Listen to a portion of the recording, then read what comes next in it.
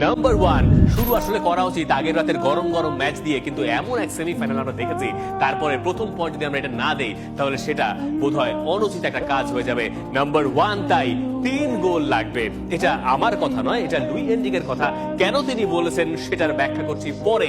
একটা পাগলাটে নাটুকে ম্যাচের শেষে যখন ভাসো কোম্পানি এবং লুই এনরিকে দুজনের দেখা হলো মিক্স জোনে, যখন ইন্টারভিউ দিচ্ছিলেন লুই এনরিকে পিএসজি কোচ, আর ভাসো কোম্পানি তার ওপর থেকে নেমে এলেন, কারণ তিনি ওই জায়গায় ডাগ আউটে থাকার নিষিদ্ধ ছিলেন, মানে ডাগ আউটে তিনি থাকতে পারছিলেন না এবং তিনি ম্যাচটা দেখেছেন ওপর থেকে। তখন এনরিকে তাকে জিজ্ঞাসা করলেন ওপর থেকে ম্যাচ দেখতে কেমন লেগেছে।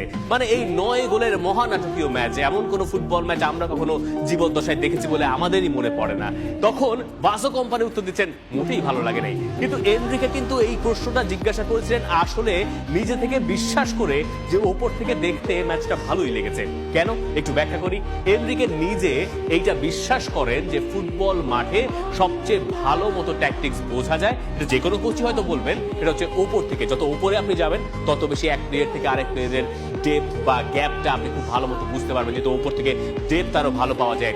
এই বিশ্বাস থেকেই এনরিকে এর আগের সিজনে বেশ কিছু ম্যাচে ফার্স্ট হাফ ওপরে বসে দেখেছেন, সেকেন্ড হাফ আবার নিচে বসে দেখেছেন।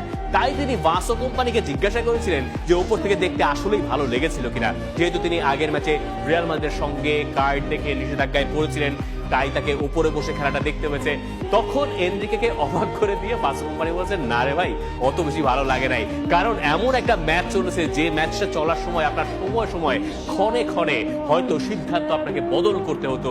সেই কাজটা এনরিকে যেভাবে পেরেছেন ঠিক সেভাবে পারেননি ভাসো কোম্পানি। তাই নিয়ে এত বেশি কথা।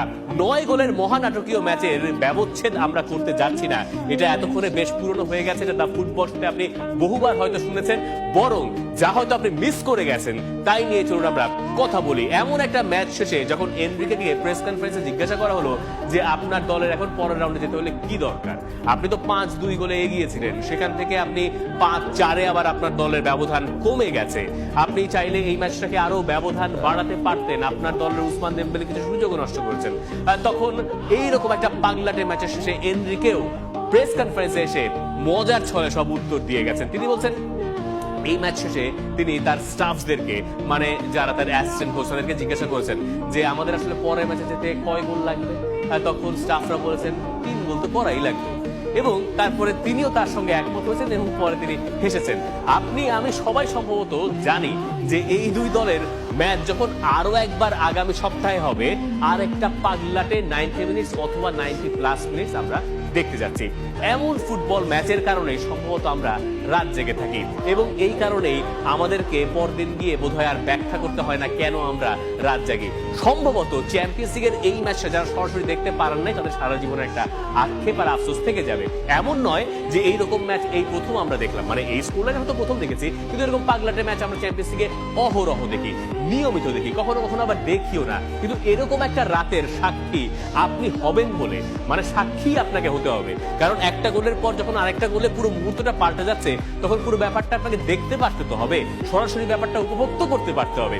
সেই কাজটা আমরা করতে পেরেছি সাকসেসফুলি, আর যারা পারে নাই তাদের জন্য আমরা গভীর সমবেদনা প্রকাশ করতে পারি, এছাড়া আর করার কিছু নাই। সম্ভবত ফুটবল ফ্যানদের জীবনটা যেভাবে যে চক্রে আসলে আবর্তিত হয়, তাতে সাফল্য পাওয়া যায় এই সব রাতে। আপনার দল হারুক, আপনার দল জিতুক, যাই খুশি তাই হোক না কেন, 90 মিনিটস একটা ফুটবল ম্যাচ এইরকম উপভোগ্য হতে পারে। আর এইরকম একটা ম্যাচ দেখার পরে আপনি যখন ভুলে যান যে আসলে 9 গোল কারা কারা করেছিল, কোন গোলটা কখন হয়েছিল, তখন আপনি বুঝবেন যে ফুটবলের আসল মজাটা আসলে কোন জায়গায়। ফুটবলের গত কয়েক বছর ধরে বা গত 10 বছর ধরে এরকম একটা আলোচনা খুব প্রবলভাবে উঠেছে যে ফুটবলে বোধহয় আগের মতো আর বিনোদন নাই, অনেক বেশি স্ট্রাকচার্ড হয়ে গেছে। কিন্তু আদিকালের ফুটবল আসলে কেমন ছিল সেটা আমরা বুঝলাম এই ম্যাচ দিয়ে।